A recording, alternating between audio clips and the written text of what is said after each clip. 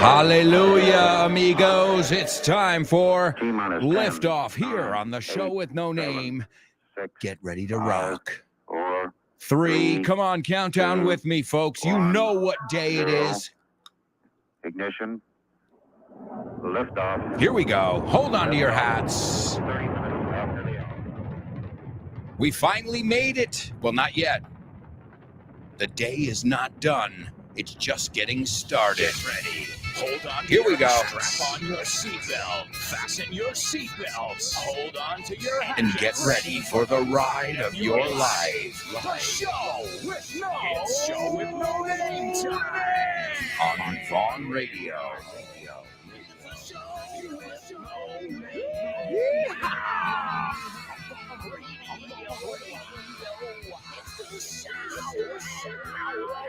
Let's go. Welcome one, welcome all. It is time for an English extravaganza where you can interact and improve your English week after week, day after day, month after month, because that's the only way to do it. Amigos, welcome. And let's kick off with a little credit, a little recognition. The idiomatic expression in English is, we've got to give credit where credit is due. Damos la enhorabuena donde se debe. Mérito, credit. So kudos, otra forma de decir enhorabuena, mérito a vosotros. Kudos for your consistency, for your energy, for your drive. Tu motivación. It's inspirational, seriously, to anybody who might be studying anything.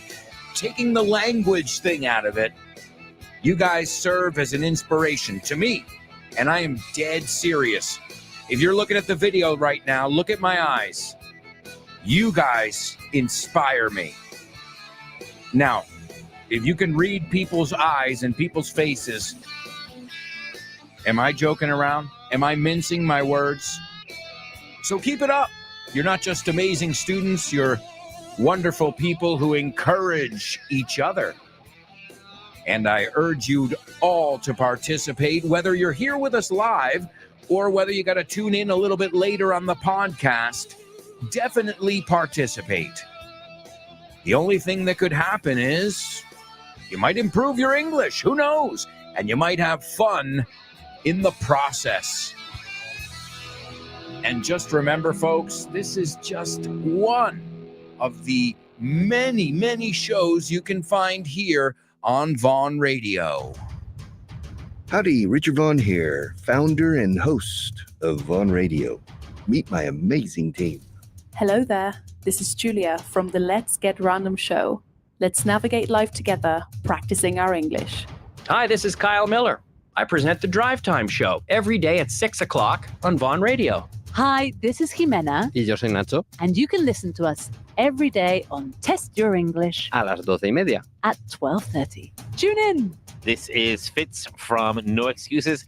Let's get ready to rumble. Come rumble with me on No Excuses. This is Chris with Frankly Speaking. The doors open every night at 7:30. Let's talk soon. Hi, this is Dave Boyes from The Salad. Join us every day, live at 5.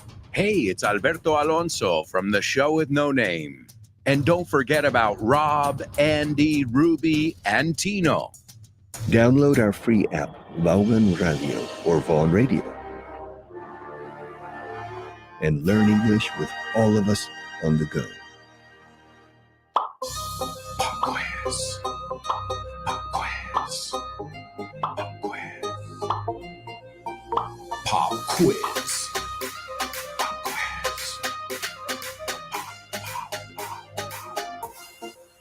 Pop quiz. Yeah.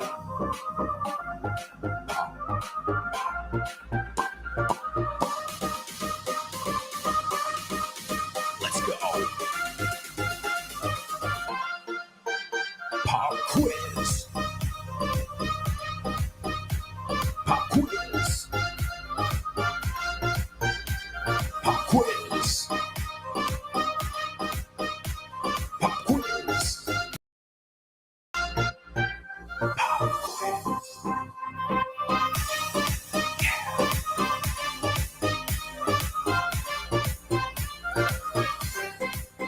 All right, amigos. All right, welcome to your pop quiz here on the show with no name. The pop quiz is a section where we test your English. I put your English to the test, and usually it's based on one of the materials you can pick up at the Von Tienda. Remember, it's vontienda.com. Also, you can stop by in person.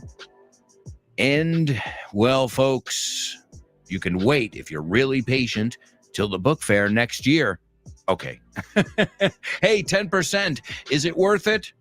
No way, folks. Of course, the book fair is a fun time, but that is done now. Either way, these books, all of them, not just mine, are worth their weight in gold. Now, my first book, this book is The Milk. Well, not really. My first book was English Everywhere. My first book that was a bestseller, This Book is The Milk, was a turning point in my life personally. So it's not just a successful book, but Damian and I, we knew we were on to something. To be on to something means que íbamos bien por ahí, que seguíamos por ese camino, you know?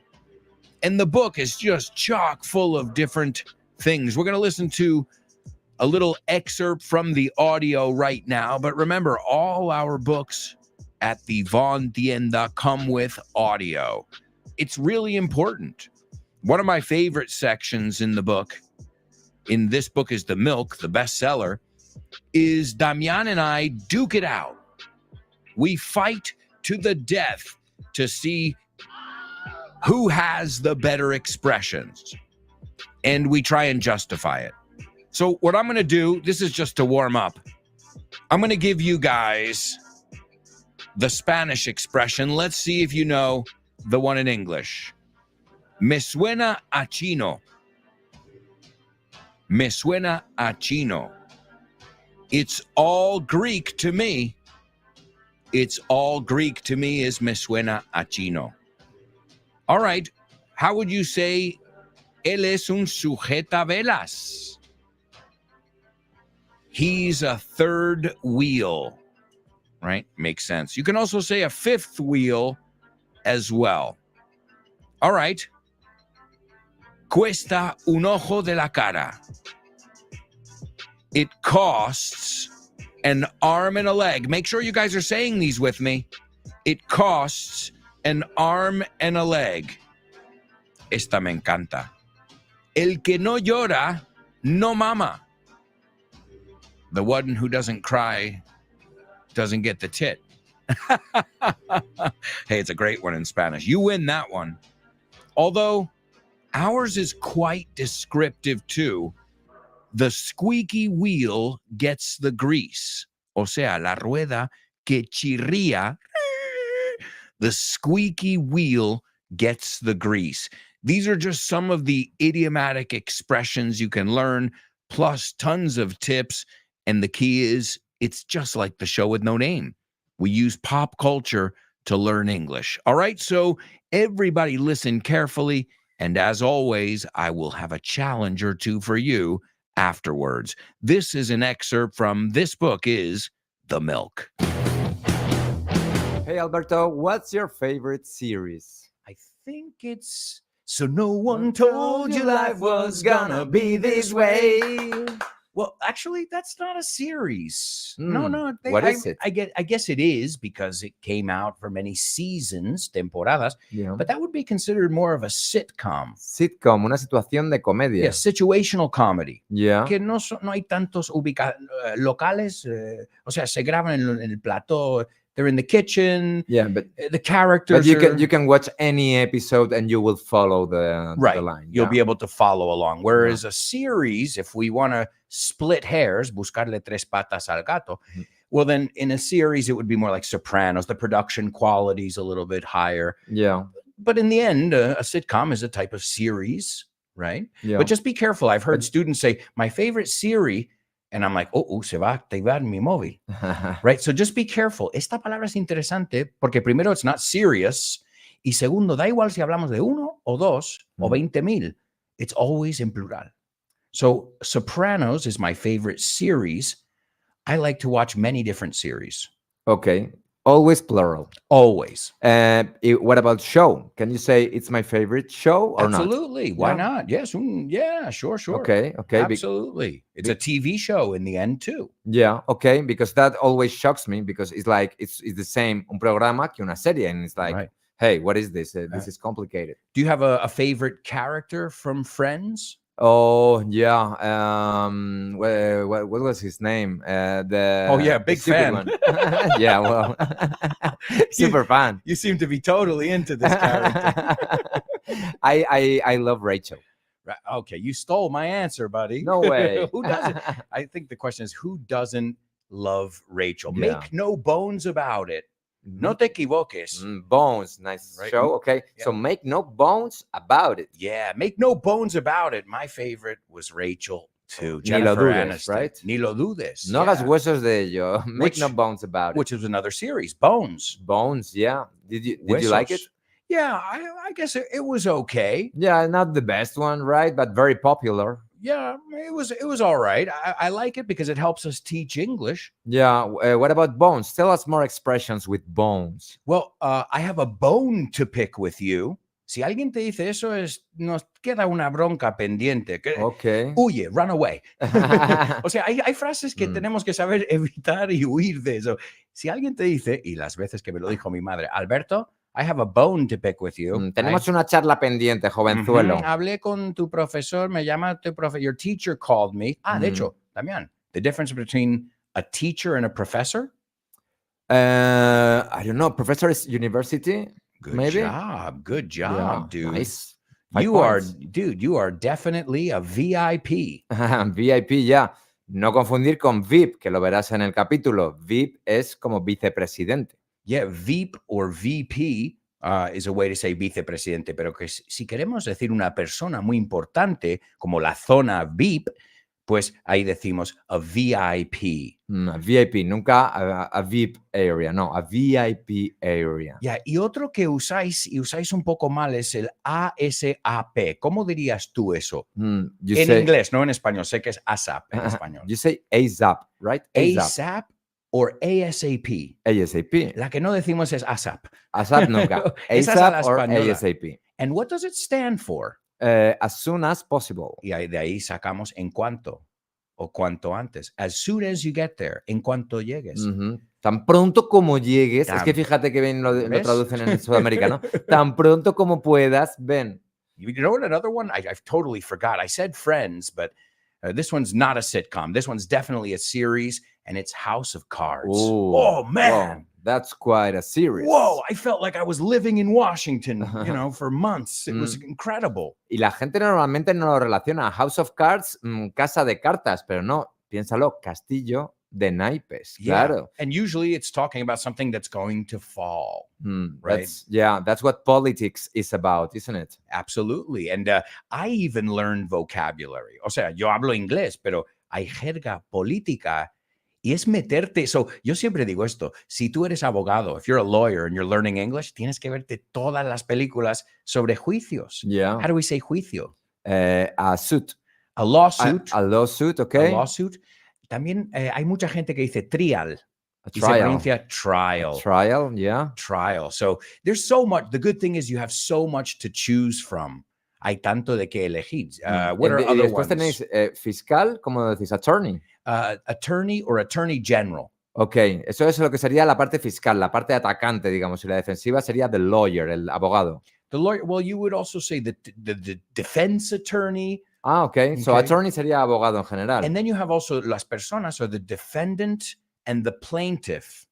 Uf. Yeah, this is tough vocabulary. Hasta, mira, para abogados. Defendant, la parte defensora. Yeah. And you've got, I have to, tengo que pensarlo, Menos mal, no he estado en un juicio. I've never been in a lawsuit or on trial. But we've got the defendant and the plaintiff. Plaintiff. And this court is adjourned.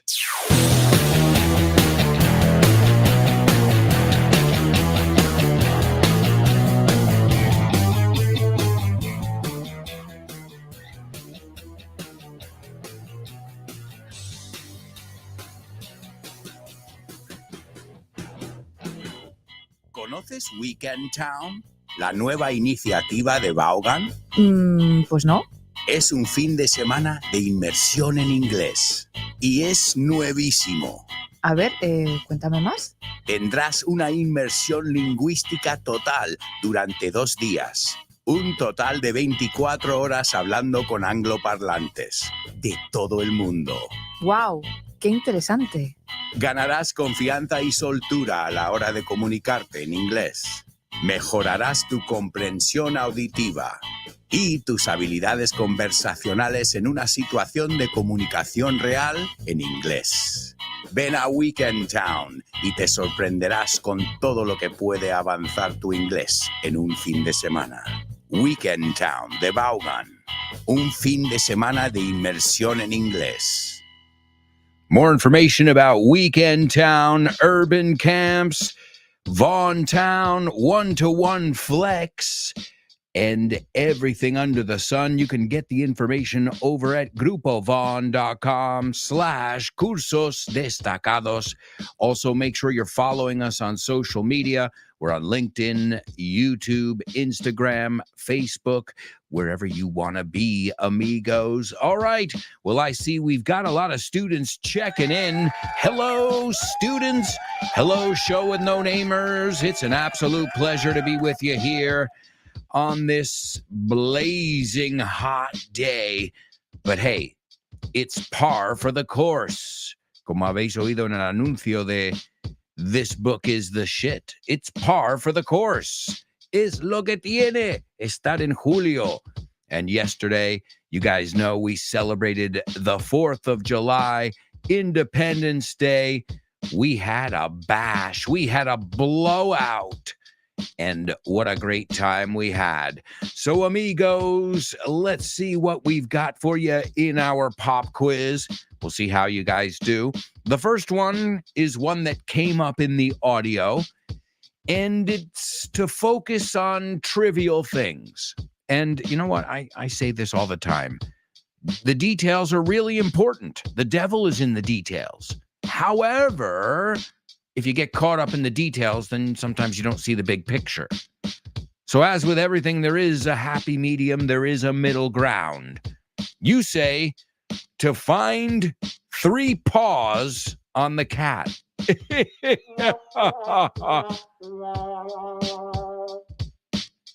Or to loop the loop. Oh, wow. I never heard this one. To find the hair on the egg. Buscarle el pelo al huevo. Hey, I guess it makes sense. A ver si hay un pelo aquí. Seguro que voy a encontrar uno. It means you're focusing on the details, on the trivial things a little bit too much. Okay, it's when someone starts debating semantics with you, when you're just trying to get it done. No, cumplir. All right, so you've got to give it to me in context, as always, because I don't just want you to know the idiomatic expression. I want to know that you know how to use it correctly and that you can apply it to a situation in your life or in current events. So that's the first one. And normally, well, no te digo nada. I'm not going to say anything. All right, the second one was an idiomatic expression that Damian found quite funny, because he translated it literally. And he said, no hagas huesos de ello. I like it. Por eso, mira, no se pueden traducir las expresiones automáticamente, ¿no? De inglés a español. That's where AI, la inteligencia artificial, that's where, well, it might be lacking. So it was an expression that means no andar con rodeos, ir al grano, right? No dar vueltas, no andar con rodeos, ir al grano. That is the second challenge in your pop quiz today. And the third and final one, oh my goodness, I can't, guys, can you believe this? I can't read. Oh, okay, I got it. I've got it now. Yeah. I was like, ¿qué? Acabo de apuntarlo. Okay, llevarse genial. Okay, it's we were talking about friends, la amistad, entre amigos. Okay, you can say it. I can think of a couple ways to say it that are pretty common. So, as always, I imagine we'll get a lot of originality here in our group. I see we've got a lot of students checking in right now, and that is awesome. But I'll tell you what, before I check in with you, I want to give you some more time to think about our pop quiz. And also, I'd like to give you your Say What soundbite for the first time. Say what?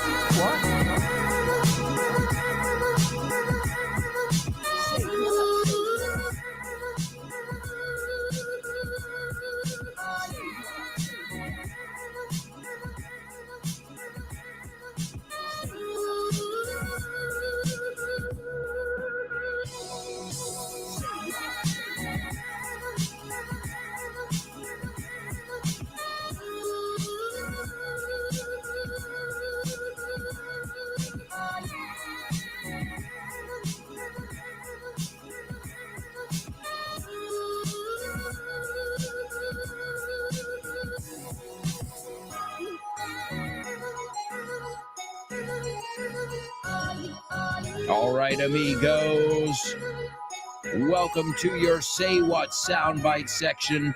This is where we hear real English from all different walks of life, all different accents, all different cadences, all different paces, faces. Hey, I couldn't help it. No lo pude evitar. I started rapping there. Well, that's how you know, folks. I'm in the zone. Estoy mentalizado. Lo estoy sintiendo. I feel it in my fingers. I feel it in my toes. I hope you're feeling it too. Feeling the excitement of learning English here on Vaughn Radio on the show with no name. All right. Well, as always, I want you guys to listen very carefully because you're going to hear this 4 times. So you'll have 4 chances to jot down word for word what you're about to hear. And at first, when we come back from our commercial break, I'd like to hear your take, your opinion based on what you've heard. All right, are you ready, show with no namers? Here's your Say What soundbite for the first time. Well, it's the record we would have made if Plan A hadn't worked out for 24 years. Right. So it's a kind of a labor of love. It's a rhythm bluesy, a little funkier, live recorded, and we did it for ourselves, really. Right. Because we're probably not going to sell that many. Do you mean business with your English? ¿Vas en serio? Well, if you don't have Kyle Miller's book, Business English, then you are missing out. Kyle's not only an English teacher, but he holds an MBA. And he will guide you through the ins and outs of business and the English language, all while having fun. Business English by Kyle Miller is the most complete English resource available. And it comes with audio and video. Pick up a copy of Kyle Miller's Business English. That is, if you mean business. Available at vaughntienda.com. Along with many other amazing materials, amigos. Stop by vaughntienda.com, because when you're chilling next to the pool or you're sitting there under your beach umbrella, you're going to be hungry for some content. And what a way to make that time on the beach when you're a beach bum, to make it so much more productive. But not in a humdrum way. Humdrum, rutinario, aburrido. In an exciting way. So, folks, stop by Vaughn Tienda and pick up some materials to get you through the summer. I know many of you are always thirsty for more. And If you're thirsty for more, then we'll be right back with part 2 of today's show with no name. I want you to say it with me. 3, 2, 1. Stick around.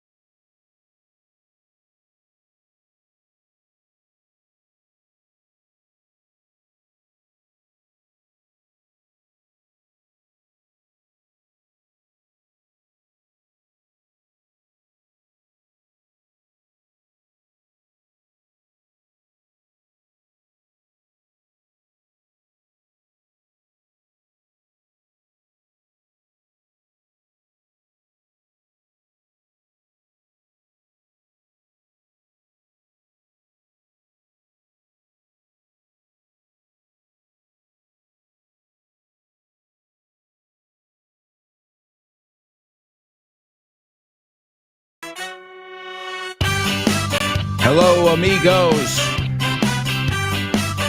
Welcome back. Welcome back to part 2 of today's show with no name here on Vaughn Radio, a place where English is exciting. It's riveting. It's awe-inspiring. Inspira asombro. And that's not because of me. That's because of you guys, show with no namers. You breathe life into our shows. What is a teacher without his students? Without his classroom? And a nice round of applause to all of you who are participating in our virtual classroom. And those of you who can't participate live, but you're here participating day in, day out, dia tras dia. I thank you from the bottom of my heart. Seriously, I am touched. I am honored. You know, every job has its ups and downs. And you know what? You guys, also my coworkers, Rob, Andy, those are my ups. And those are really good ups. So thank you, amigos. All right, let's kick off the second part with a section where we look at tricky words. It's called Homophones on the show with no name. Homophones, homophones on the show with no name. It's homophones time, cause homophones rhyme. They sound the same on the show with no name. The show with no name.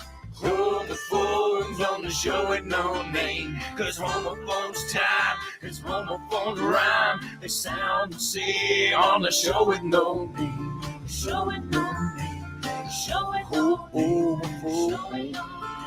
The show with no, show with no, show with no, the show with no name. That's right, amigos. It is Homophones here on the show with no name. And let's see what we've got for you today.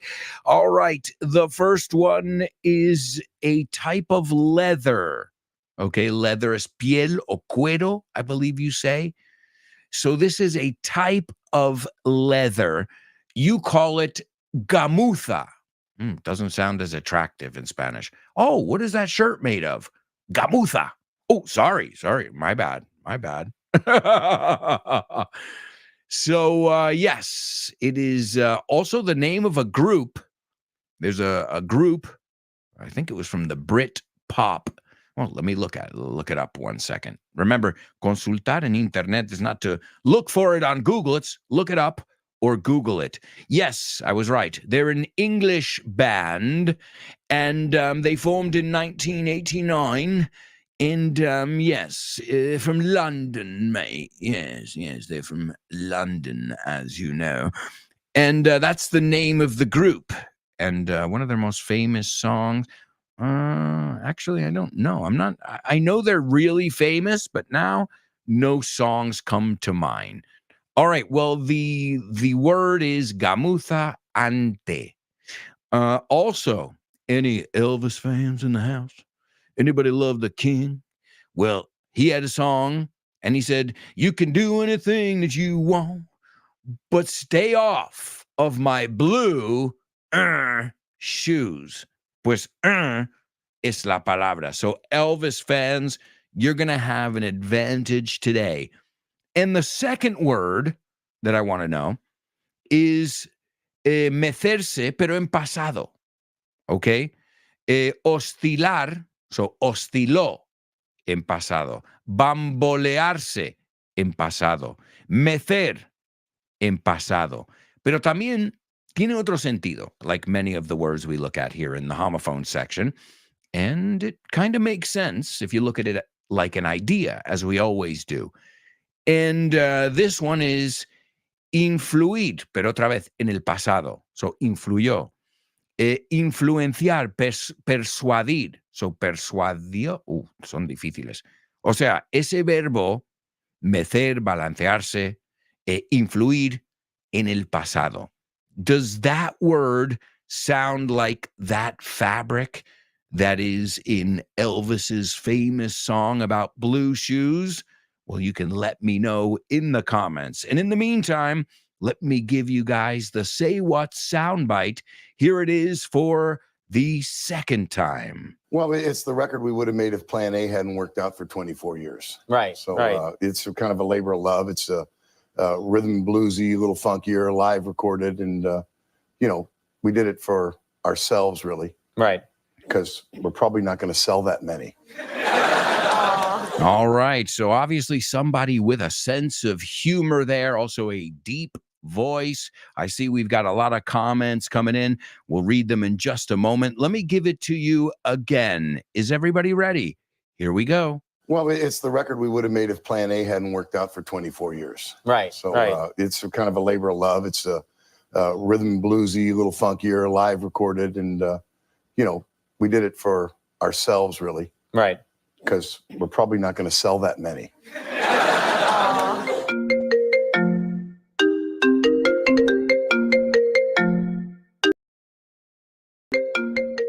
Hey, Damian, what's crack-a-lackin', buddy?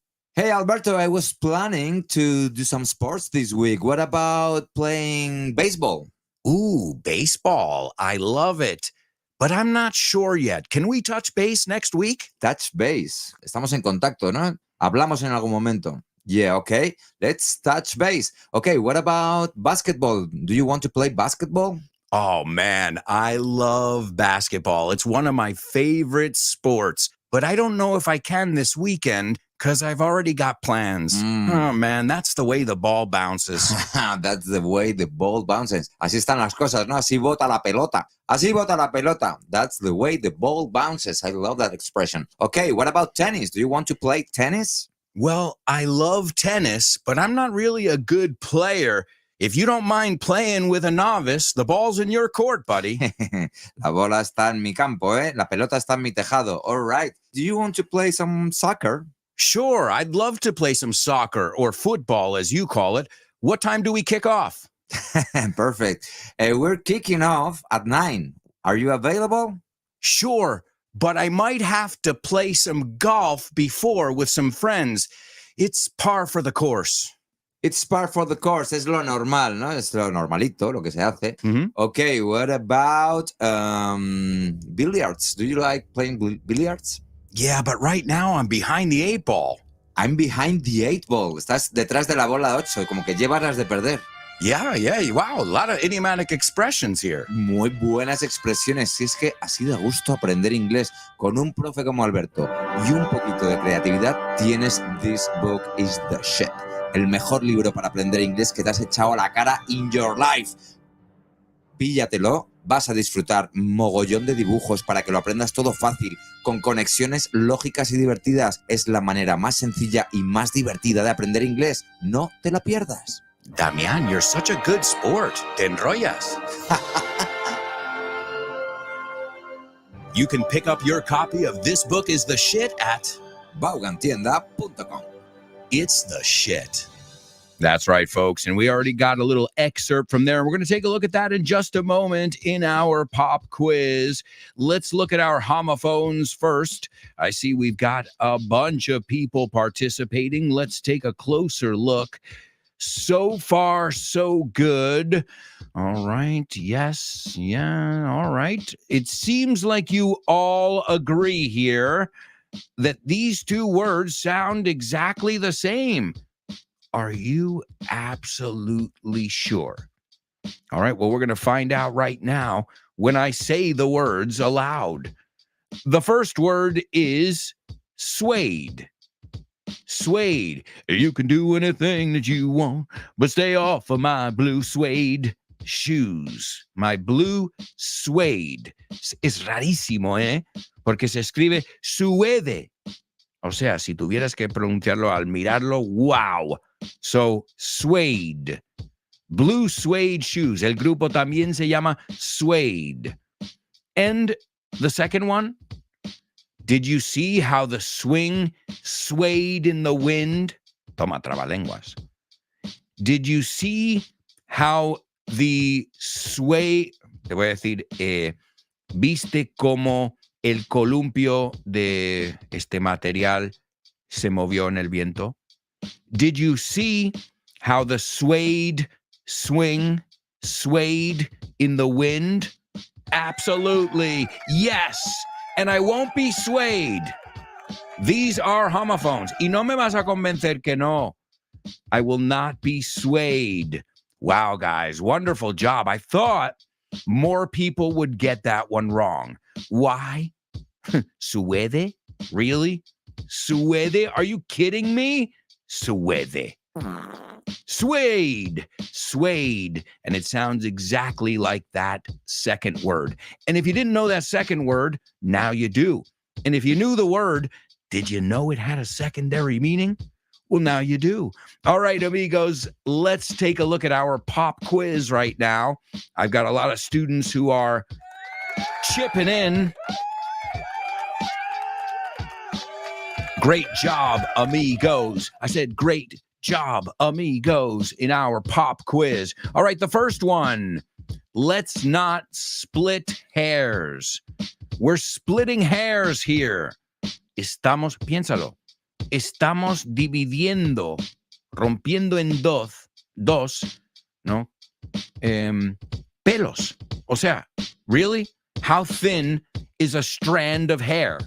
Quite thin. You don't have to break it down any further, do you? I mean, unless that's your business. You work in the science of hair, which, by the way, we have an FYI episode on hair. If you haven't listened to it, quite fascinating. And I don't just talk about human hair. We give you fun facts about animals. As always, in FYI, you always get some fun facts. Oh, and folks, thanks to you, today marks the beginning of season 7. Can you believe it? Season 7 of FYI for your English. And the good thing about this season is, folks, we are taking a look at verbs. We're going to go over the most essential verbs in the English language. And we're kicking off today. The episode just dropped about an hour ago with the most common verb in any language, to be or not to be. Welcome to season 7 of FYI. This season, instead of tackling topics, we'll discover the most common verbs in the English language. If to be or not to be is the question, then today it's definitely to be. We'll be all that we can be on this week's episode of FYI. Welcome to For Your Info, English. You got it. Remember, you can get it wherever you get your Vaughn podcasts, Spotify, Apple Podcasts, iVox, and all the other ones.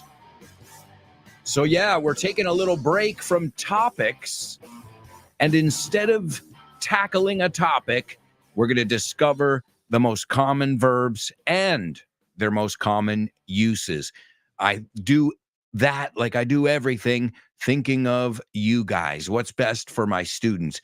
And I thought it would be great to go over these verbs that you need to know in all their different incarnations. All right, now where were we? Okay, right. We were looking at our pop quiz. Number 1 was to split hairs, and I see a lot of people got that one right. Wonderful job.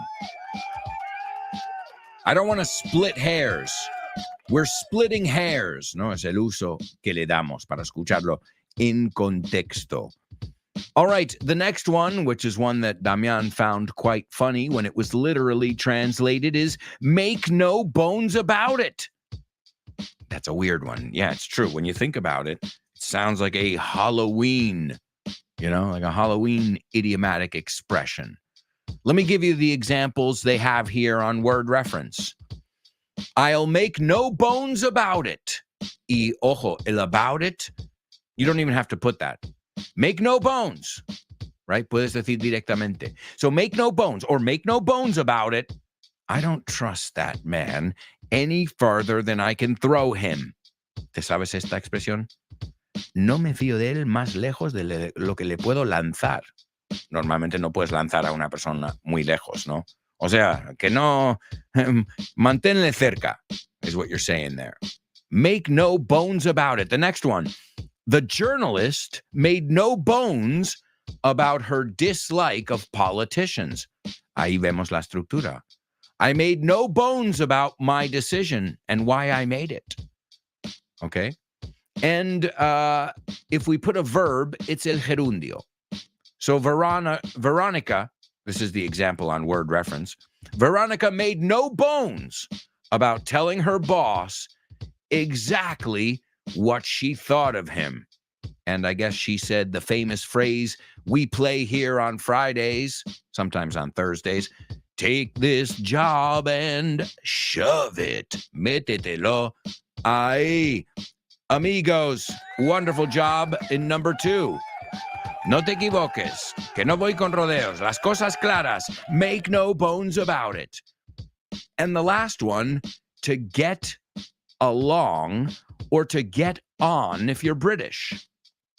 Unless you're using the idiomatic expression to get on like a house on fire. So that's kind of weird.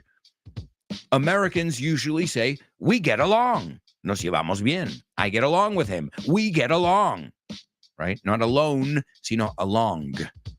Y los británicos dirán, we get on. We get on. However, when we use the idiomatic expression, we get on like a house on fire, usamos el get on en vez del get along. So, eso es nos llevamos genial.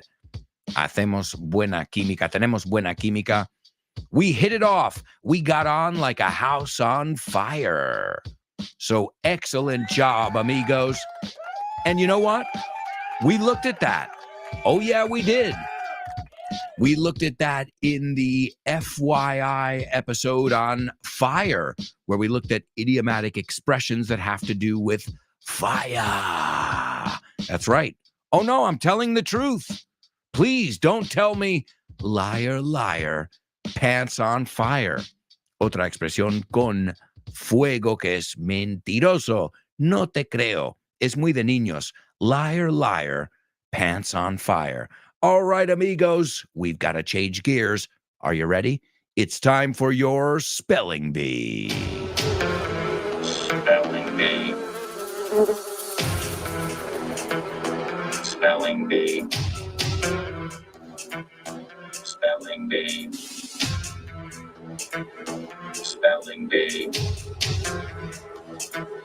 Spelling bee.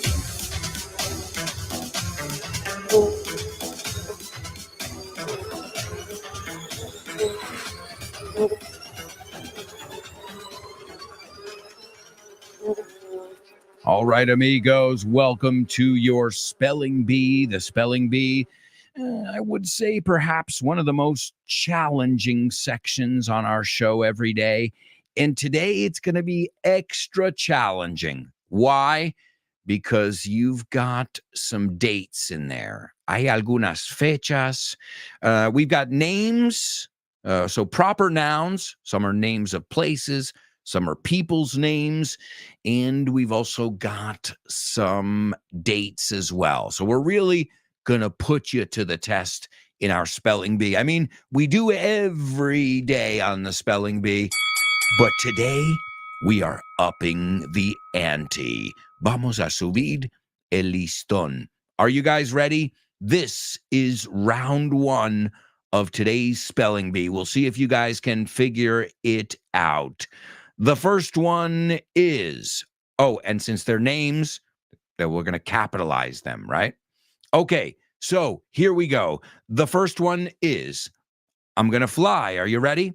The first one is ELVIS space AARON space PRESLEY. The second one is TUPELO, comma, space MISSISSIPPI. The third one, January 8th, 1935. The fourth one, August 16th, 1977. The fifth one, LISA space MARIE space PRESLEY. And the last one, PRISCILLA space PRESLEY.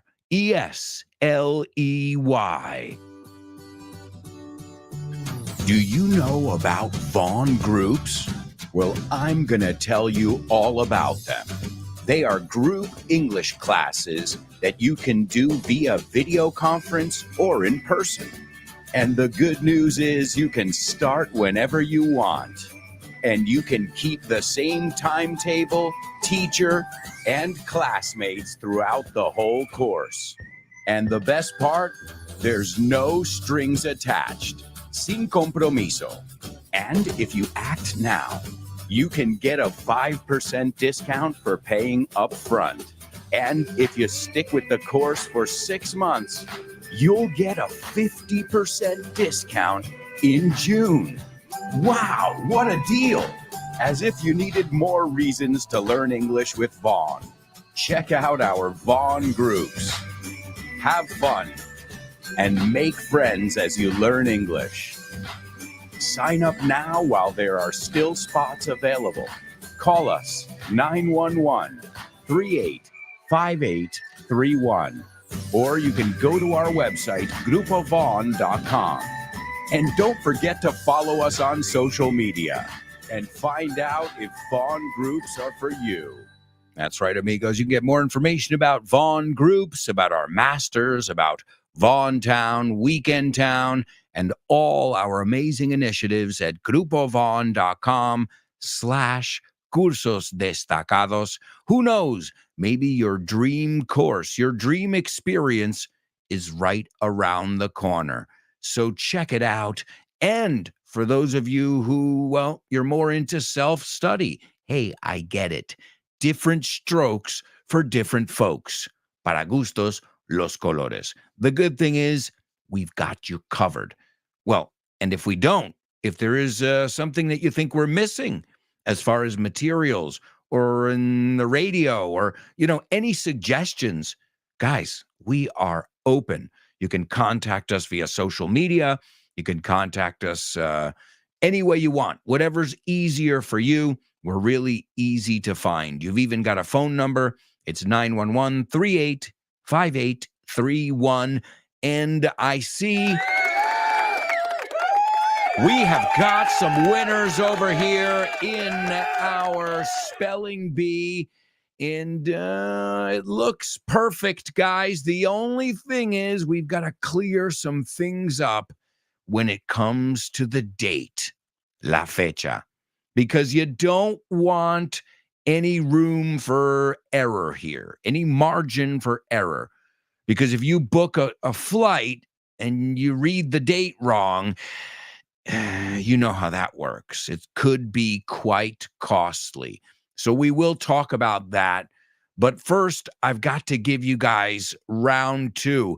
But as I see over here, we don't really have time for round 2. So I'll give you guys a nice round of applause.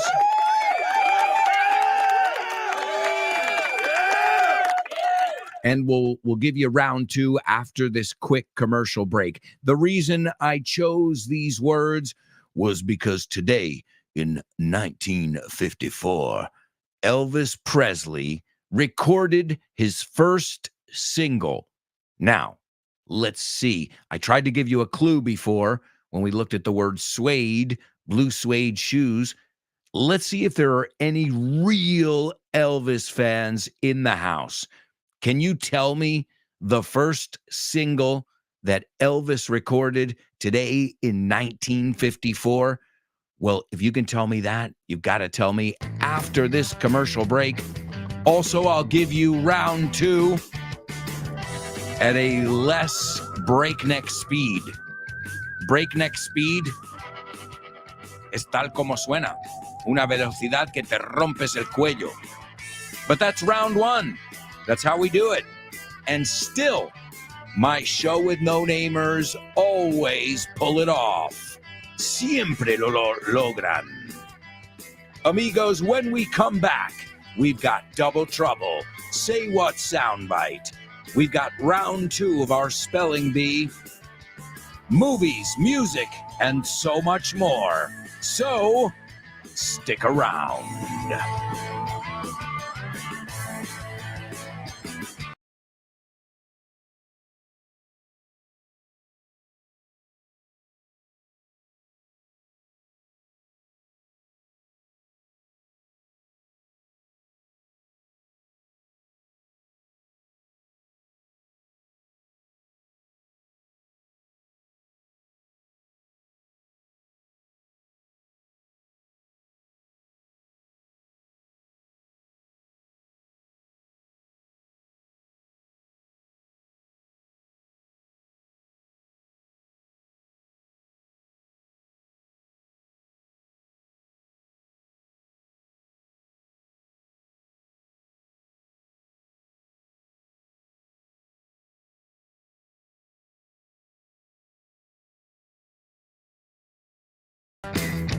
Hello, amigos. Welcome back to the almost weekend edition.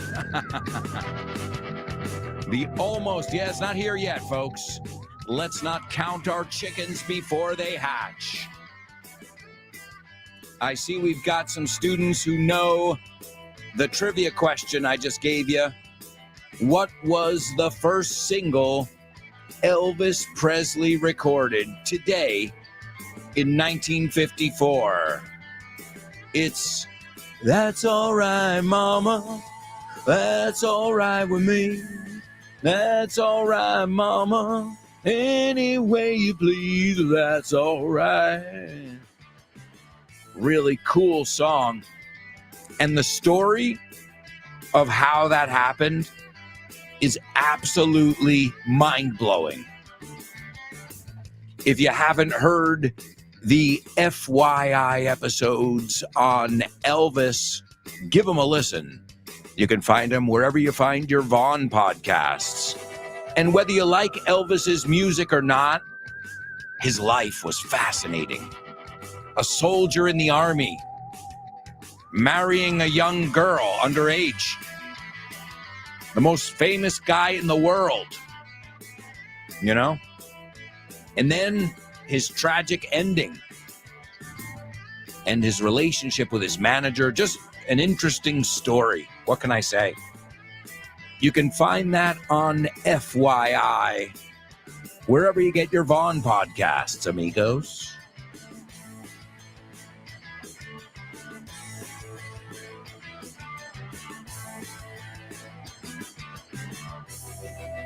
All right, folks, it's time for double trouble, yeah.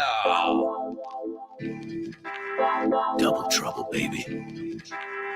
Yeah, you know what time it is. Give it up. 3, 4. Double. What? Double trouble. What? I said double. What? Double trouble. Oh, I get it. Double. Double trouble. Come on, baby. I said double. Double trouble, yeah. All right, folks, let's take a look at today's double trouble and see what you guys came up with. Well, you haven't come up with anything yet because I haven't given it to you yet. Don't I have to give it to you first? Yeah, I know. Sometimes I like to, well, I don't like to, but I get ahead of myself. No, me adelanto a mí mismo. All right, amigos, here it is. Your double trouble. You got to use the same word twice, as you know. Estaba lloviendo a cántaros en la calle. Así que decidió echarnos más vino. Ooh, sounds like fun. Am I invited to this one? So, estaba lloviendo a cántaros.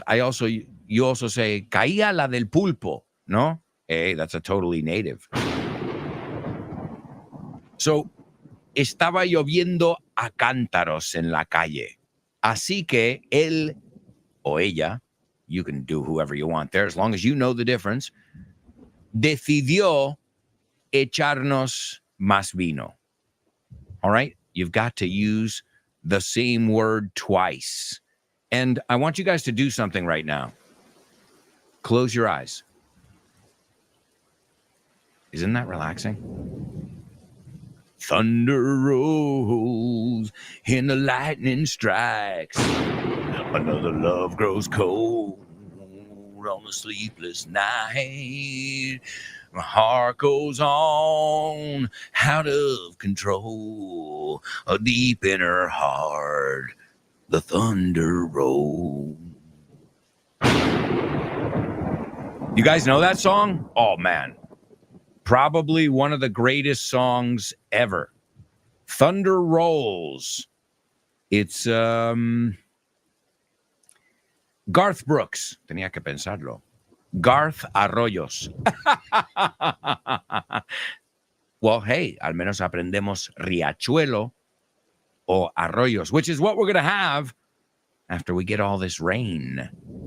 I'll give you the light rain. Light rain we call drizzle. You've got the best name for it, though. Chidi Midi. It sounds like a dance, right? Vamos a hacer todos el chirimiri. Arriba, a la pista. It's a funny one. So, estaba lloviendo a cántaros en la calle. Así que decidió echarnos más vino. That is your double trouble. Also, let me give you the say what soundbite here. Is everybody ready? Here we go. Well, it's the record we would have made if Plan A hadn't worked out for 24 years. Right. So it's a kind of a labor of love. It's a rhythm bluesy, a little funkier, live recorded, and we did it for ourselves, really. Right. Because we're probably not going to sell that many. ¿Tus hijos se quedan en Madrid los meses de junio o julio? Están de suerte. ¿Sabes que en Vaughan tenemos el mejor plan para aprovechar el verano? Hacer amigos, deportes, actividades divertidas y reforzar su inglés. Nuestros urban camps en Madrid son campamentos de día y sin dormir fuera de casa, donde tus hijos aprenderán inglés sin darse cuenta y sin clases. Gracias a nuestros certificados Vaughan.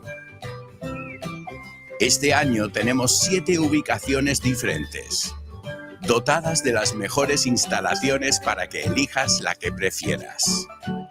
Chamartín, Arturo Soria, Ciudad Universitaria, Aluche, Las Tablas, Mirasierra o Moratalaz. Las plazas vuelan. Llámanos al 91-700-1199 y te informaremos. O reserva en nuestra web, grupobaugan.com. Urban Camps Vaughan.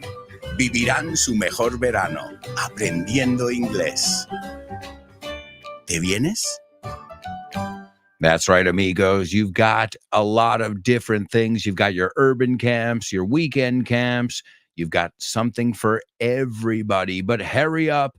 Don't waste any time.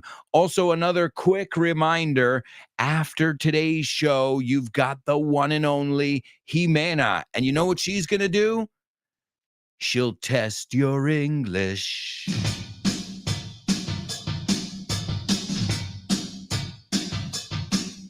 Jimena will test your English. Yes, she'll test your English. Jimena will test your English with Nacho.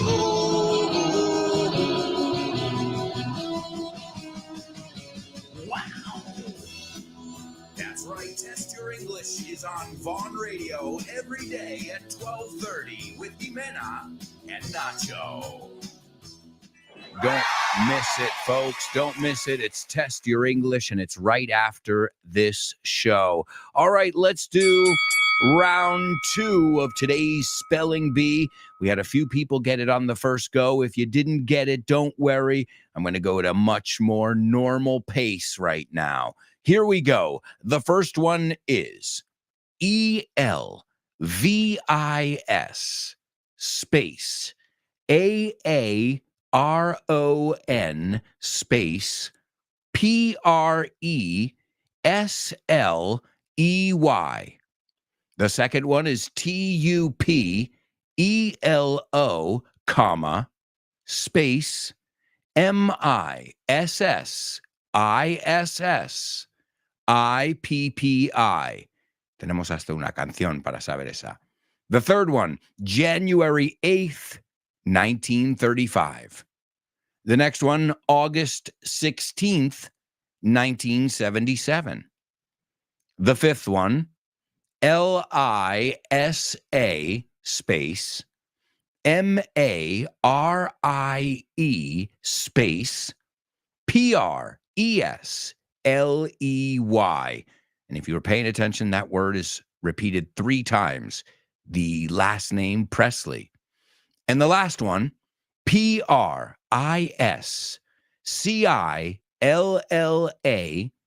space PRESLEY.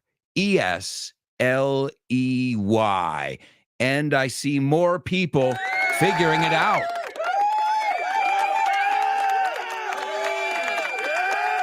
That's all right, mama. That's all right with me. That's all right, mama. Any way you please, and that's all right. All right, number 1 was Elvis Aaron Presley. Did you guys know that? Elvis Aaron Presley. His middle name is Aaron. And did you know he had a twin brother who didn't make it? Que no sobrevivió? Well, I'm not going to tell you now. You'll have to listen to the FYI episodes on Elvis the King. Number 2, Tupelo, Mississippi, or as my wife calls it, Tupelo. Bueno,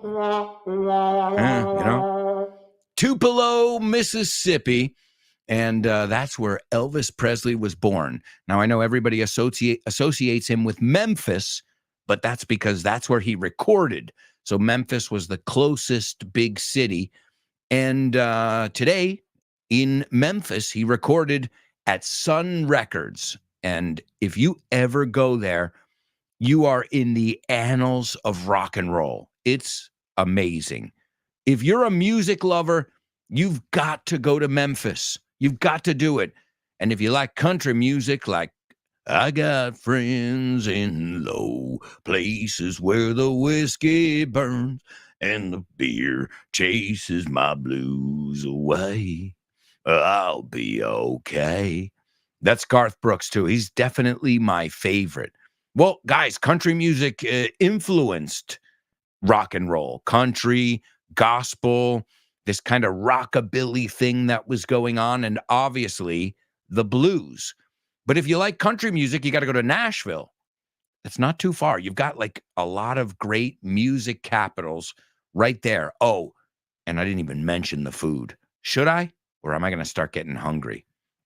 Well, Tupelo, Mississippi is where he was born on January 8th, 1935. January 8th, 1935. Now, just be careful, because if you put 8/1/1935, for me as an American, you are telling me that it is August 1st. You see where we can have a problem there? Because the British do it like you guys in Spain. So they'll say el 8 de junio de 1900. So they say 8/01/1935, but not in American English. So just be aware of who you're talking to. And you know what I do? Just to avoid any miscommunications, I put the abbreviation. So I would put Jan, J, remember capitalized, siempre con mayúsculas, capital JANUARY, you know that one. So January, but you can always abbreviate it JAN period. And the second one was, the fourth one, which was the second date, August 16th, 1977. Again, to avoid any, aunque no hay un mes 16, ahí ya no hay tanta duda, but you can still just do AUG period 16, 1977. The fifth name is Lisa Marie Presley. That was his daughter. And Priscilla Presley, his ex-wife. If you want to learn more about Elvis's interesting life, listen to that episode of FYI. All right, amigos, so much to do. Let's take a look at today's famous birthday trivia.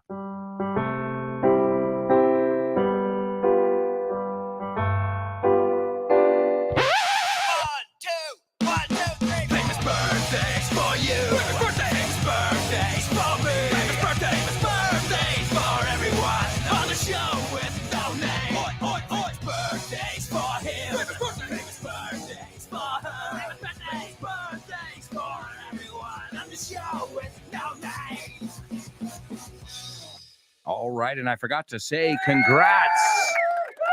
Congrats to everybody who got our double trouble. Nice job. It was pouring rain outside. Ahora, la palabra rain es como si no quieres ponerla.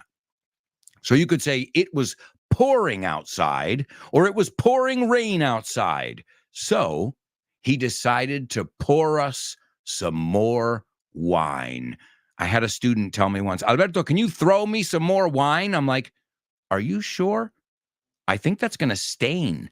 So it's not throw. Y si es tirar, it's to spill. Derramar is to spill. But echar, usamos el verbo verter. So it was pouring rain outside, or it was pouring outside. So he decided to pour us some more wine. Sounds like a fun double trouble, huh?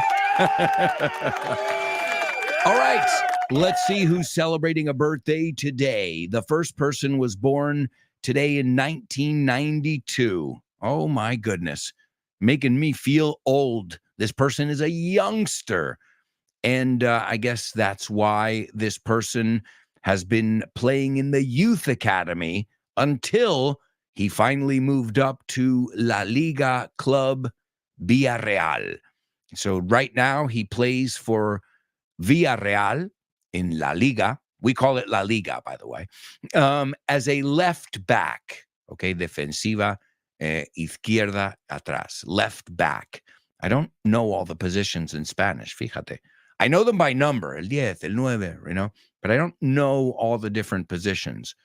But he originally started out in Seville. And then he made his senior debut for the club's reserve side. This was in 2011. And then he was featured in 62 games with the first team.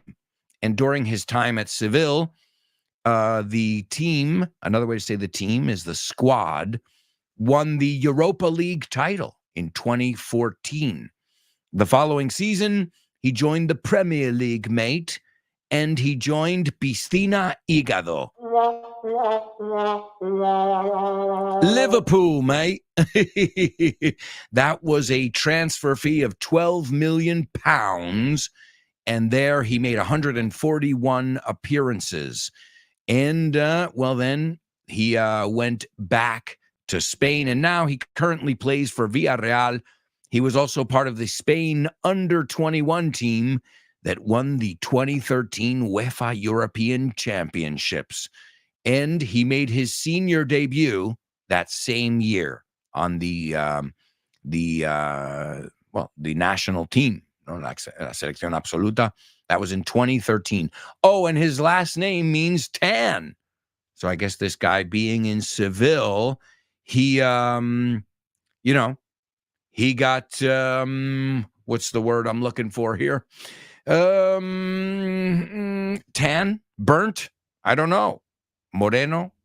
Remember, moreno, if we're talking about un bronceado, is tan, right? And moreno, if we're talking about the color, is brown. I see some confusion there. All right, number 2. This guy was born in 1959, and he won the Grammy Award. I don't know how I just pronounced that. Grammy Award for Best New Artist in 1992. And he's best known for that song, which is, I'm walking in Memphis, walking with my feet 10 feet off of Beale. Beale Street is the famous street. I'm sure you all know the song because, you know what? This song doesn't remind me of Memphis. A little bit, because I listened to it when I was down in Memphis. But really, I remember listening to this song in Almeria. So it reminds me of Almeria. Now, the singer is not from Memphis, but he had a religious experience in Memphis.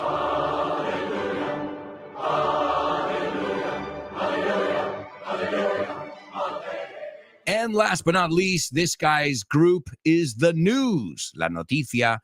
And, he plays the harmonica, he sings, and he did the music to Back to the Future. He was actually in the movie as well. When they have the Battle of the Bands, he's the one who auditions them. And they're playing, the irony, no sé si lo habéis pillado en Regreso al Futuro, the irony is they're playing his song in the Battle of the Bands audition, el casting. And then he takes the megaphone and he goes, I'm sorry, you're too damn loud. And he's talking about his own song. And so if you know who that guy is, well, he's the one who said, we're going to go back in time.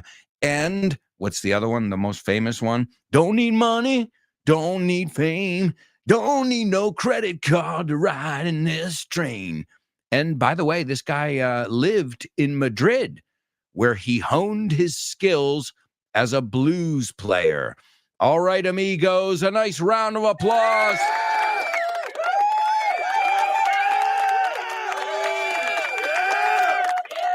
Number 1 is Alberto Moreno, Alberto Tan, Alberto Moreno, Spanish footballer. Number 2, Mark Cohn. La H en su nombre es muda. It's a Jewish last name. Mark Cohn. And what a great song, guys. Don't you love that song? I don't know about you. I totally love it. Walking in Memphis. And the last one is Huey Lewis. Don't need money. Don't need fame, don't need no credit card to ride this train. And that's going to bring us to our Say What soundbite. This is Huey Lewis, and he's talking about how they put out a record many years later. And he says, well, it's the record we would have made if Plan A hadn't worked out for 24 years. O sea, que nuestro plan funcionó, no íbamos a cambiarlo. So it's kind of a labor of love, un proyecto de pasión. That's what FYI is. That's how I started it. A labor of love. It's a rhythm and bluesier. It's a rhythm and bluesy. Tiene un toque rhythm and bluesy. Poniéndole una Y lo hacemos en adjetivo. A little funkier, un poco más funky. Live recorded. Lo hemos grabado en directo. And you know we did it for ourselves, really. Y sabes que realmente lo hicimos para nosotros mismos. Because we're probably not going to sell that money. Porque realmente no vamos a vender muchos. So as you can hear, Huey Lewis has a sense of humor about his own success. Let's hear from birthday boy Huey Lewis. Well, it's the record we would have made if Plan A hadn't worked out for 24 years. Right. So it's a kind of a labor of love. It's a rhythm and bluesy, a little funkier, live recorded. And, we did it for ourselves, really. Right. Because we're probably not going to sell that many. Hi, hello, Alberto. I think the song is. No? Sorry, bye. Name that lyric, name that lyric, name that lyric, name that lyric only on the show with no name. The show with no name, the show with no name. Name that lyric only on the show with no name. The show with no name, the show with no name. It's name that lyric only on the show with no name. That's right, my amigos. It's Name That Lyric only on the show with no name. And I'm going to give you the song because I want you guys to sing it with me. The song is Walking in Memphis, walking with my feet 10 feet off a Beale. And let's take a look at the words because I know you'll recognize some of them. Put on my blue suede shoes. Hey, you know the word suede, and you know it sounds like another word thanks to today's homophones. Put on my blue suede shoes, and I boarded the plane. To board the plane, embarcar easy. Touchdown. Touchdown is another way to say land. In the land of the Delta blues. They're talking about the Mississippi Delta. In the middle of the pouring rain. We know that word too, because we looked at the word pour, verter, echar, pero también es llover a cántaros. In the middle of the pouring rain, W.C. Handy. W.C. Handy is one of the blues greats. Won't you look down over me? No me puedes cuidar desde arriba. I got a first class ticket. Tengo un billete de primera clase. But I'm as blue as a boy can be. Pero estoy tan triste, melancólico como un chico puede estar. When I'm walking in Memphis. I'm sure you know the song. Sing it with me. And we'll be right back with part 4 of today's show with no name. Got a special treat for you. Blue suede shoes, sing it. Boarded plane. Touchdown in the land of the Delta Blue.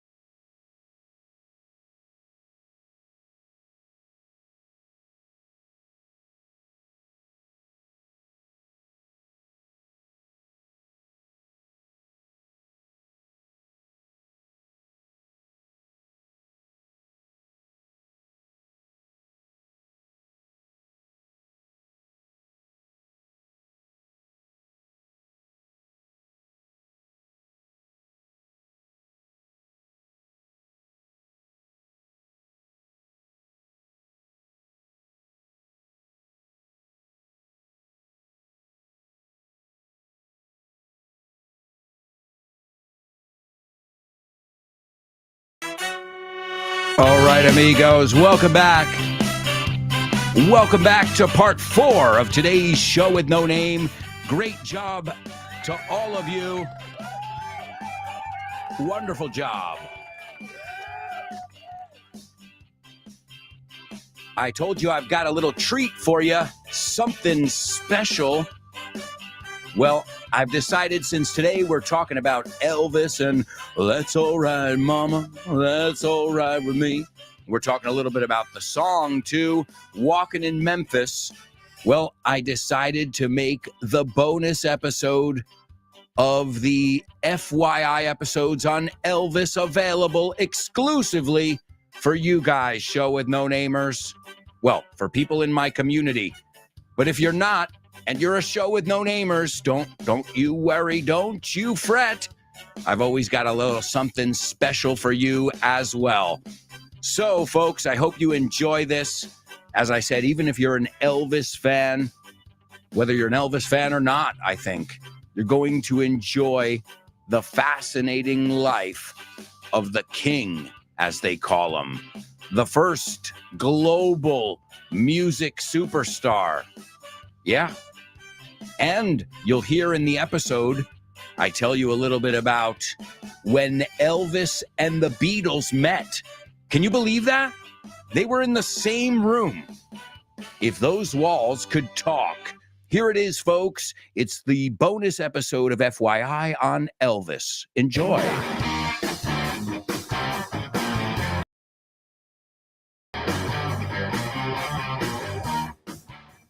Hello, hello, hello, and welcome to the bonus episode of today's FYI on Elvis, the man, the myth, the legend, and as many say, Elvis lives. I don't know if it means through his music or some people believe that he faked his death. But there's one thing we do know. He was in really bad shape. When he died, he was double his original size. He gained 100 pounds between 1973 and 1977. For those of you in Europe, 100 pounds is around 45 kilos. He was exhausted. He was on every kind of pill under the sun. And let me clear something up. Elvis was anti-drugs. He didn't want heroin or marijuana or any of that stuff.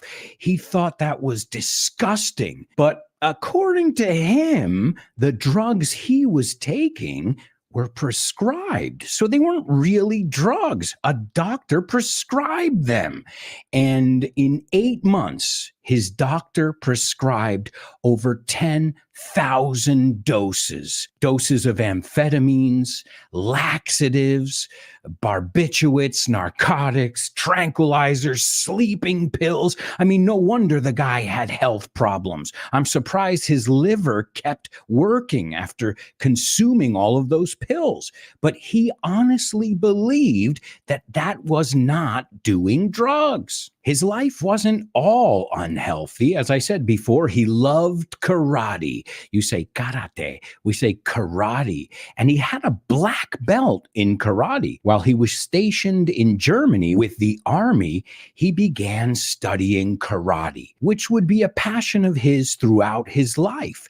And he even passed that passion on to his wife, Priscilla, as we know. Now, we all know what happened with the karate instructor, but hey, it's what happens when you don't pay attention to your wife. She'll start going with somebody who is paying attention to her. But you could see those influences, those karate influences in some of his movies. He choreographed some of the combat scenes. You could even see him doing karate kicks and karate chops on stage. So he was really into karate. He was a karate geek. But I imagine later in life, it got a bit harder because you need to be in good shape if you want to do martial arts. All right, I also mentioned that I was going to tell you about when the Beatles and Elvis met. I mean, talk about two of the greatest entities in the world in the same room. But there were some clear ground rules, reglas del principio, some clear ground rules. Rule number one, no pictures. They didn't want to turn it into a publicity stunt. Rule number 2, no recordings of any kind. So once they all agreed to that, on the evening of the 27th of August, 1965, Elvis Presley and the Beatles, the music world's biggest stars, met for the first and only time. And when the Fab Four, remember the Fab Four is another way to say the Beatles. Remember, we have an episode on the Beatles if you haven't heard it yet. So when the Fab Four went to see the king of rock and roll, this was at his Beverly Hills mansion, they were on their U.S. tour. They had a night off, una noche libre. And it was weird because they had some awkward small talk, and awkward is como raro, incómodo, and small talk is, bueno, ¿qué tal quedaron tal? ¿Qué tiempo hace? Well, small talk is talking about something that's not really important. But then they had a jam session. Eso es, improvisaron con los instrumentos. Now, there are no recordings or photographs of the event, and, well, we know that because that was the rule.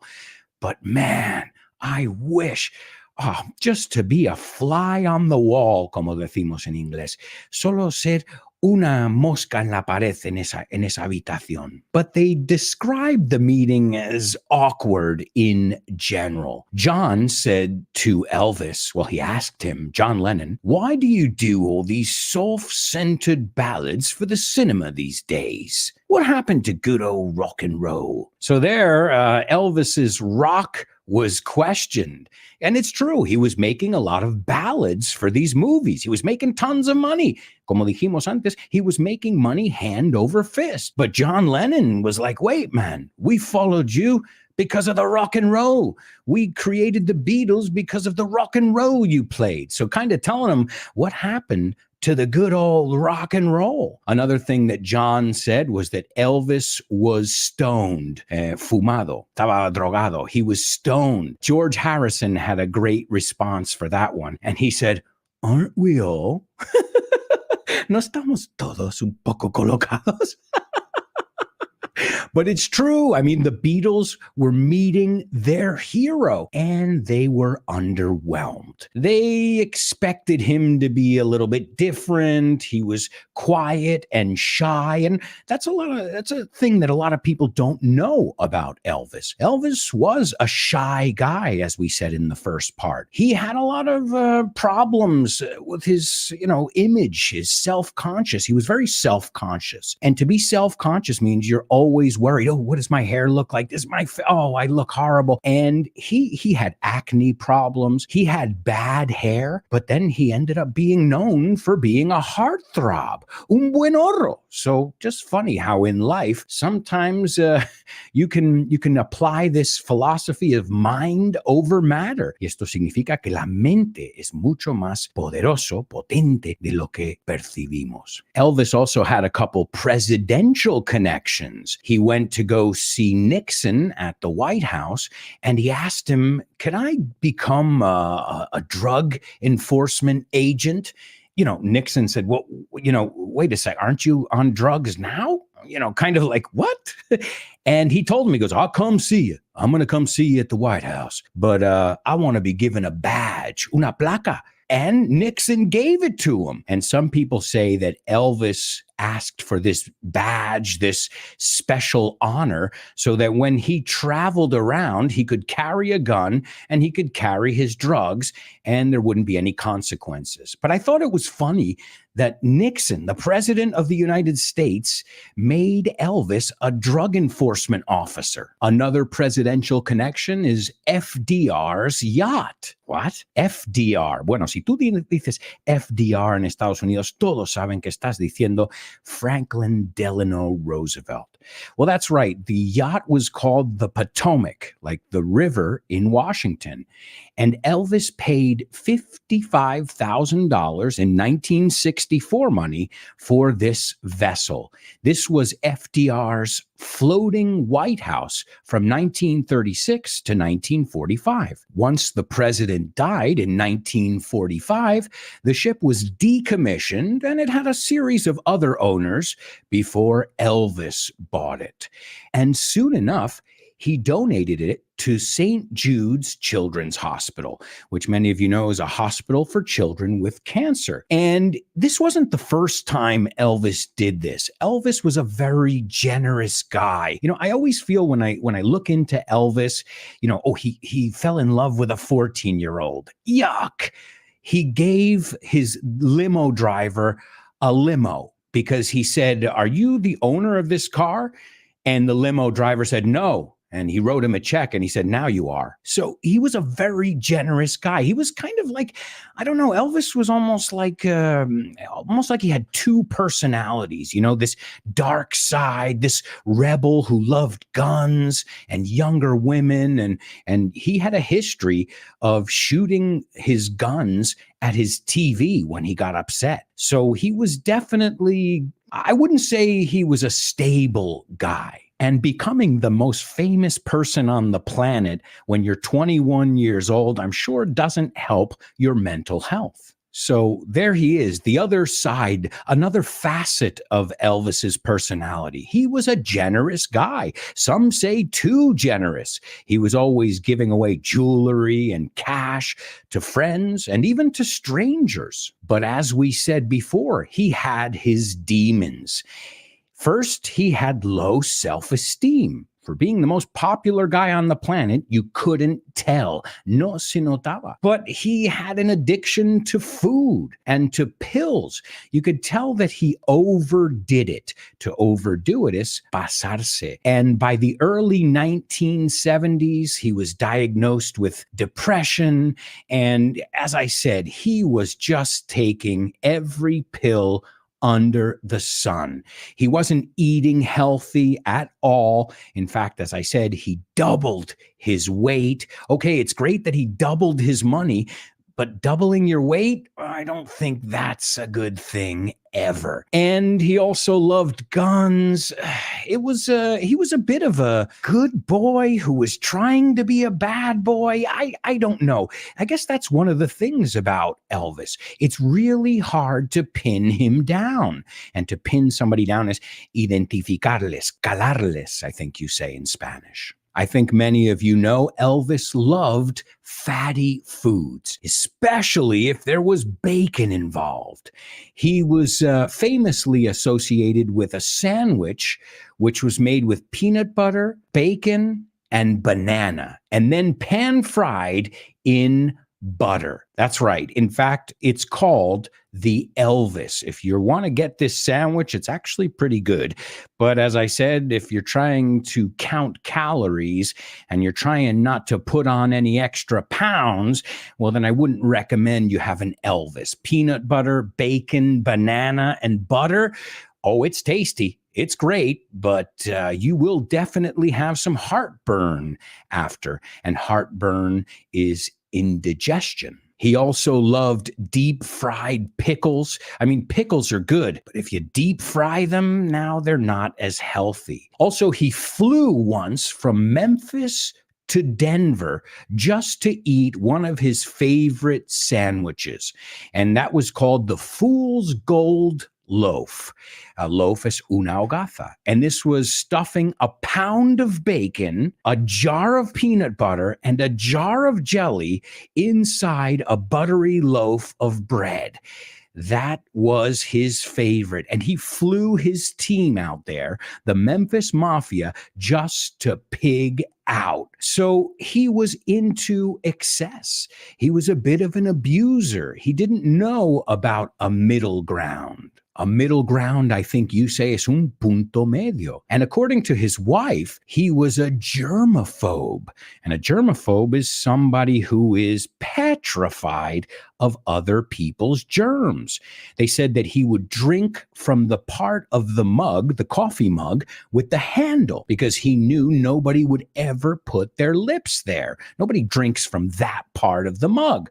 So he had a lot of issues with himself, with the world around him. And as I said, I think becoming the most famous guy in the world before you're 21 didn't help. And I think having a manager like Colonel Tom Parker didn't help either. In fact, that wasn't even his real name. The guy was a fake.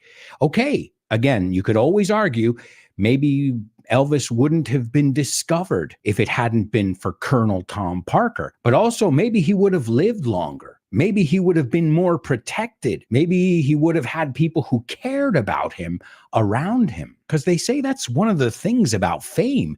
You know, if you're famous and you just have people around you who are telling you what you want to hear, that's not good. You need those friends around you, the ones who tell you exactly what's going on, the ones who tell you what you don't want to hear, but you need to hear. And it seems like Elvis didn't have those people around him. He had a lot of great friends, a lot of party buds, drinking buddies, as we call them, but were they really interested in his health? Did anybody stop and say, hey, Elvis, are you okay, man? You look like crap. I mean, you're really going downhill. Estás deteriorando. I don't know if I said that right in Spanish, but you catch my drift. Well, this guy, Colonel Tom Parker, again, he was played by Tom Hanks in the movie. If you haven't seen the movie, it's really, really good. But that wasn't his real name. His name was Andreas Cornelius van Kuchk, and he was born in the Netherlands in 1909. He immigrated illegally to the United States as a young man, where he reinvented himself, even changed his name.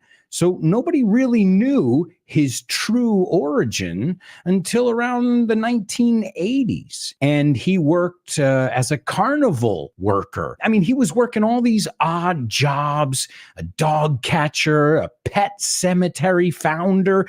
I mean, he was managing careers of country music singers. I mean, it looked like the guy was trying to make a buck off somebody else, no matter how he could. And where did the colonel part come from? Coronel? Well, in 1948, he got the honorary title of colonel from the governor of Louisiana. However, he deserted the military when he was in the military. So he never really became a colonel, but he insisted that everybody call him colonel. I guess you could say he was a snake oil salesman.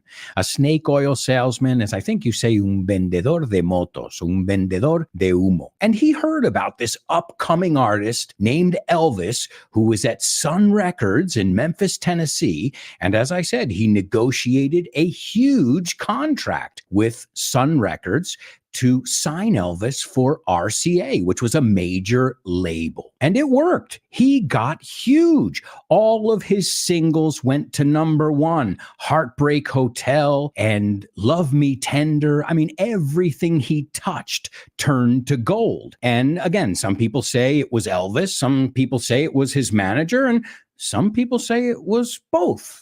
It was a mix of the two. What do you guys think? I'd love to hear your opinion.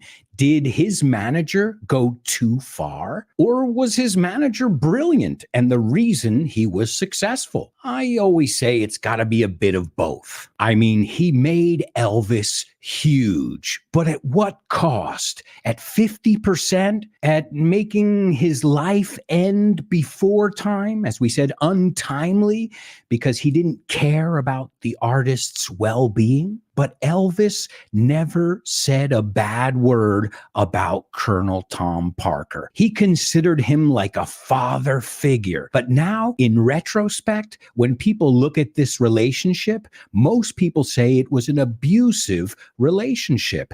And as we said before, he was no stranger to abuse, drug abuse, abusing food, even abusing women. Okay, there isn't evidence that he abused women, but being with an underage girl, I think that's enough. But what do you guys think? Do you think Elvis would have lived longer? Do you think he would have gotten even more famous if he was able to leave the country? And again, Elvis was able to leave the country. It was his manager who was afraid to leave the country because he knew that he could possibly get arrested or return to his home country. And there are even some people who said that he left Holland because of a murder. I'll let you guys look into that one on your own. And what is this thing with weddings and Las Vegas? Well, Elvis popularized these quick weddings in Las Vegas. Remember, we said in the weddings episode, a shotgun wedding is por penalti. But this would be a Vegas wedding. It's when you want to elope. Do you remember this one? To elope means to run away and get married. And in the film Viva Las Vegas, which, by the way, we have an episode on Las Vegas, Elvis had a quick marriage with his co-star Anne Margaret. And due to the success of the film, Las Vegas began to popularize the idea of these little white chapels and shotgun weddings, as I said. And that's why now you'll see Elvis Presley marrying people, or should I say Elvis Presley impersonators marrying people. My friend Ricky got married by an Elvis impersonator in Las Vegas. And just think about that. If we want to talk about his legacy, okay, Graceland, the music, the movies, but what about the legacy of having thousands of people all around the world impersonate you, some of them professionally? I mean, there's even an Elvis impersonators conference every year in Las Vegas. And later on, Elvis also had a real wedding in the city of Las Vegas where he married Priscilla. And today, many of these chapels, as you know, are still open. They're a huge tourist attraction.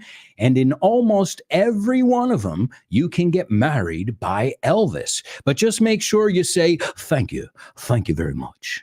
But ironically, Elvis wasn't always welcome in Las Vegas. He first came to Las Vegas during the late 1950s. And at that time, rock and roll was not as widespread. They said that in the late 50s, Elvis was unwelcome in this city because he was just a little too dirty, a little too lascivious, a little too raunchy. And now, can you imagine Las Vegas without Elvis? I mean, the two things go hand in hand. And we'll wrap up talking about Elvis's death.